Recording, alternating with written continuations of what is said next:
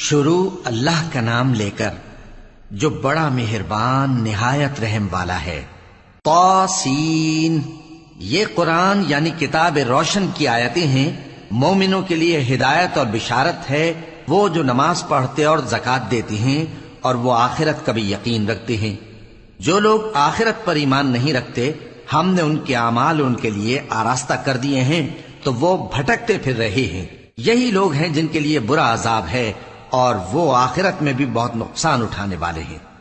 اور تم کو یہ قرآن اس حکیم و علیم کی طرف سے عطا کیا جاتا ہے۔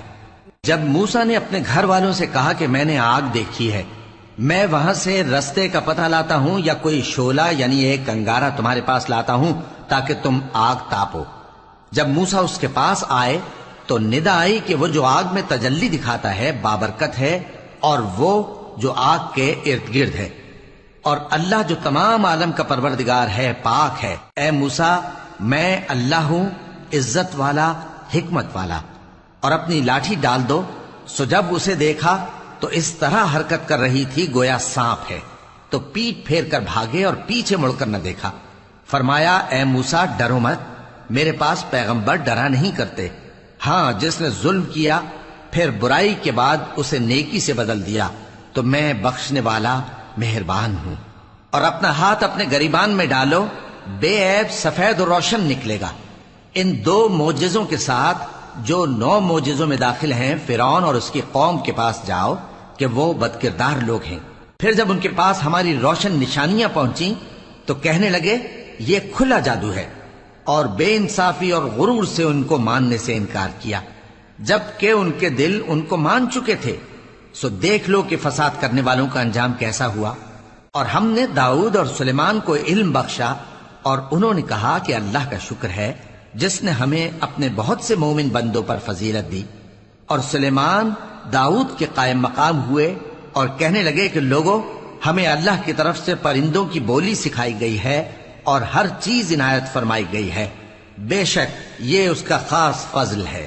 اور سلیمان کے لیے جنوں اور انسانوں اور پرندوں کے لشکر جمع کیے گئے اور پھر ان کی جماعتیں بنائی گئیں، یہاں تک کہ جب چیونٹیوں کے میدان میں پہنچے تو ایک چیونٹی نے کہا کہ چیونٹیوں، اپنے اپنے بلوں میں داخل ہو جاؤ، ایسا نہ ہو کہ سلیمان اور اس کے لشکر تم کو کچل ڈالیں اور ان کو خبر بھی نہ ہو۔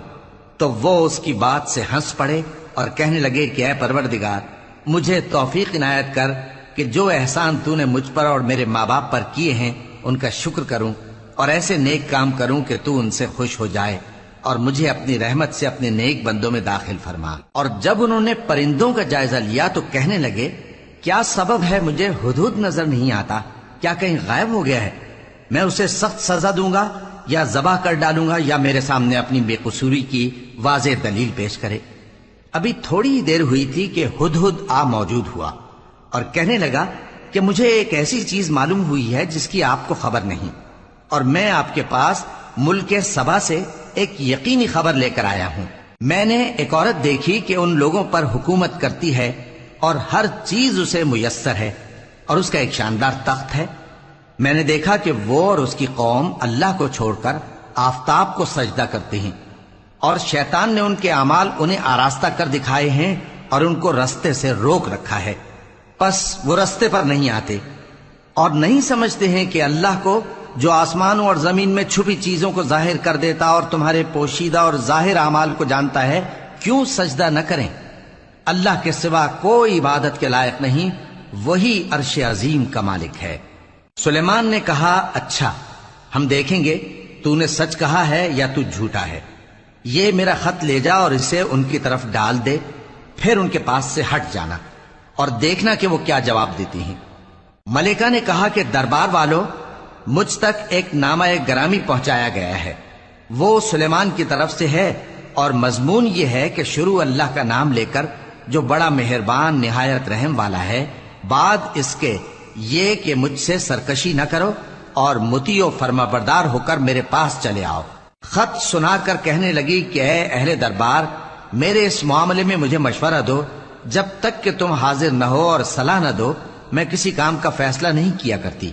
وہ بولے کہ ہم بڑے زوراور اور سخت جنگجو ہیں، اور حکم آپ کے اختیار میں ہے، تو جو حکم دیجیے گا اس کے انجام پر نظر کر لیجئے گا۔ اس نے کہا کہ بادشاہ جب کسی شہر میں داخل ہوتے ہیں تو اس کو تباہ کر دیتے ہیں اور وہاں کے عزت والوں کو ذلیل کر دیا کرتے ہیں، اور اسی طرح یہ بھی کریں گے، اور میں ان کی طرف کچھ تحفہ بھیجتی ہوں اور دیکھتی ہوں کہ قاصد کیا جواب لاتے ہیں۔ پس جب قاصد سلیمان کے پاس پہنچا تو سلیمان نے کہا، کیا تم مجھے مال سے مدد دینا چاہتے ہو؟ سو جو کچھ اللہ نے مجھے عطا فرمایا ہے وہ اس سے کہیں بہتر ہے جو تمہیں دیا ہے۔ حقیقت یہ ہے کہ اپنے تحفے سے تم ہی خوش ہوتے ہوگے۔ ان کے پاس واپس جاؤ، اب ہم ان پر ایسے لشکر لے کر حملہ کریں گے جن کے مقابلے کی ان میں طاقت نہ ہوگی، اور ان کو وہاں سے بے عزت کر کے نکال دیں گے اور وہ ذلیل ہوں گے۔ سلیمان نے کہا کہ اے دربار والو، کوئی تم میں ایسا ہے کہ قبل اس کے کہ وہ لوگ فرما بردار ہو کر ہمارے پاس آئیں، ملکہ کا تخت میرے پاس لے آئے؟ جنات میں سے ایک قوی ہیکل جن نے کہا کہ قبل اس کے کہ آپ اپنی جگہ سے اٹھیں میں اس کو آپ کے پاس لا حاضر کرتا ہوں، اور مجھے اس پر قدرت بھی حاصل ہے اور امانت دار بھی ہوں۔ ایک شخص جس کو کتاب الہی کا علم تھا کہنے لگا کہ میں آپ کی آنکھ کے جھپکنے سے پہلے پہلے اسے آپ کے پاس حاضر کیے دیتا ہوں۔ جب سلیمان نے تخت کو اپنے پاس رکھا ہوا دیکھا تو کہا کہ یہ میرے پروردگار کا فضل ہے تاکہ مجھے آزمائے کہ میں شکر کرتا ہوں یا کفران نعمت کرتا ہوں، اور جو شکر کرتا ہے تو اپنے ہی فائدے کے لیے شکر کرتا ہے، اور جو ناشکری کرتا ہے تو میرا پروردگار بے نیاز ہے، کرم کرنے والا ہے۔ سلیمان نے کہا کہ ملکہ کے امتحان عقل کے لیے اس کے تخت کی صورت بدل دو، دیکھیں کہ وہ سوج رکھتی ہے یا ان لوگوں میں سے ہے جو سوج نہیں رکھتے۔ پھر جب وہ آ پہنچی تو پوچھا گیا کہ کیا آپ کا تخت بھی اسی طرح کا ہے؟ اس نے کہا کہ یہ تو گویا ہو بہو وہی ہے، اور ہم کو اس سے پہلے ہی سلیمان کی عظمت و شان کا علم ہو گیا تھا، اور ہم فرما بردار ہیں۔ اور وہ جو اللہ کے سوا دوسروں کی پرستش کرتی تھی، سلیمان نے اس کو اس سے منع کیا کہ وہ کافروں میں سے تھی۔ اس کے بعد اس سے کہا گیا کہ محل میں چلیے۔ جب اس نے اس کے فرش کو دیکھا تو اسے پانی کا حوض سمجھا اور کپڑا اٹھا کر اپنی پنڈلیاں کھول دی۔ سلیمان نے کہا، یہ ایسا محل ہے جس کے نیچے بھی شیشے جڑے ہوئے ہیں۔ وہ بول اٹھی کہ پروردگار، میں اپنے آپ پر ظلم کرتی رہی تھی، اور اب میں سلیمان کے ساتھ اللہ رب العالمین پر ایمان لاتی ہوں۔ اور ہم نے سمود کی طرف ان کے بھائی صالح کو بھیجا کہ اللہ کی عبادت کرو، تو وہ دو فریق ہو کر آپس میں جھگڑنے لگے۔ صالح نے کہا کہ اے قوم، تم بھلائی سے پہلے برائی کے لیے کیوں جلدی کرتے ہو، اور اللہ سے بخشش کیوں نہیں مانگتے تاکہ تم پر رحم کیا جائے؟ وہ کہنے لگے کہ تم اور تمہارے ساتھی ہمارے لیے برا شگون ہیں۔ صالح نے کہا کہ تمہاری بدشگونی اللہ کے پاس ہے، بلکہ تم ایسے لوگ ہو جن کی آزمائش کی جاتی ہے۔ اور شہر میں 9 شخص تھے جو ملک میں فساد کیا کرتے تھے اور اصلاح سے کام نہیں لیتے تھے۔ کہنے لگے کہ اللہ کی قسم کھاؤ کہ ہم رات کو اس پر اور اس کے گھر والوں پر شبخون ماریں گے، پھر اس کے وارثوں سے کہہ دیں گے کہ ہم تو اس کے گھر والوں کے موقع ہلاکت پر تھے ہی نہیں، اور ہم سچ کہتے ہیں۔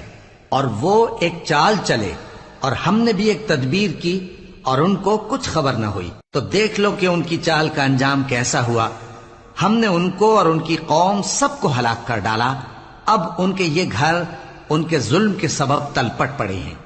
جو لوگ علم رکھتے ہیں ان کے لیے اس میں نشانی ہے، اور جو لوگ ایمان لائے اور ڈرتے تھے ان کو ہم نے نجات دی۔ اور لوط کو یاد کرو جب انہوں نے اپنی قوم سے کہا کہ تم بے حیائی کے کام کیوں کرتے ہو جبکہ تم دیکھتے ہو؟ کیا تم عورتوں کو چھوڑ کر لذت حاصل کرنے کے لیے مردوں کی طرف مائل ہوتے ہو؟ حقیقت یہ ہے کہ تم احمق لوگ ہو۔ تو ان کی قوم کے لوگ بولے تو یہ بولے، اور اس کے سوا ان کا کچھ جواب نہ تھا کہ لوط کے گھر والوں کو اپنے شہر سے نکال دو، یہ لوگ پاک بننا چاہتے ہیں۔ تو ہم نے ان کو اور ان کے گھر والوں کو نجات دی، مگر ان کی بیوی کہ اس کی نسبت ہم نے مقرر کر رکھا تھا کہ وہ پیچھے رہنے والوں میں ہوگی۔ اور ہم نے ان پر مے برسایا، سو جو مے ان لوگوں پر برسا جن کو متنبع کر دیا گیا تھا برا تھا۔ کہہ دو کہ سب تعریف اللہ ہی کے لیے ہے، اور اس کے ان بندوں پر سلام ہے جس کو اس نے منتخب فرمایا۔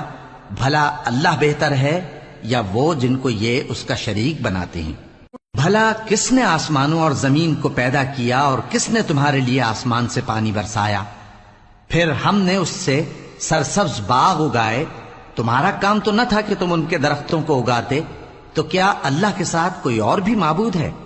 ہرگز نہیں، بلکہ یہ لوگ رستے سے الگ ہو رہے ہیں۔ بھلا کس نے زمین کو قرارگاہ بنایا اور اس کے بیچ نہریں بنائیں اور اس کے لیے پہاڑ بنائے، اور کس نے دو دریاؤں کے بیچ اوٹ بنائی؟ یہ سب کچھ اللہ نے بنایا، تو کیا اللہ کے ساتھ کوئی اور معبود بھی ہے؟ ہرگز نہیں، بلکہ ان میں اکثر علم نہیں رکھتے۔ بھلا کون بے قرار کی التجا قبول کرتا ہے جب وہ اس سے دعا کرتا ہے، اور کون اس کی تکلیف کو دور کرتا ہے، اور کون تم کو زمین میں اگلوں کا جانشین بناتا ہے؟ یہ سب کچھ اللہ کرتا ہے، تو کیا اللہ کے ساتھ کوئی اور معبود بھی ہے؟ ہرگز نہیں، مگر تم بہت کم غور کرتے ہو۔ بھلا کون تم کو جنگل اور دریا کے اندھیروں میں رستہ بتاتا، اور کون ہواؤں کو اپنی رحمت کے آگے خوشخبری بنا کر بھیجتا ہے؟ یہ سب کچھ اللہ کرتا ہے، تو کیا اللہ کے ساتھ کوئی اور معبود بھی ہے؟ ہرگز نہیں۔ یہ لوگ جو شرک کرتے ہیں، اللہ کی شان اس سے بلند ہے۔ بھلا کون خلقت کو پہلی بار پیدا کرتا پھر اس کو دوبارہ پیدا کرے گا؟ اور کون تم کو آسمان اور زمین سے رزق دیتا ہے؟ یہ سب کچھ اللہ کرتا ہے، تو کیا اللہ کے ساتھ کوئی اور معبود بھی ہے؟ ہرگز نہیں۔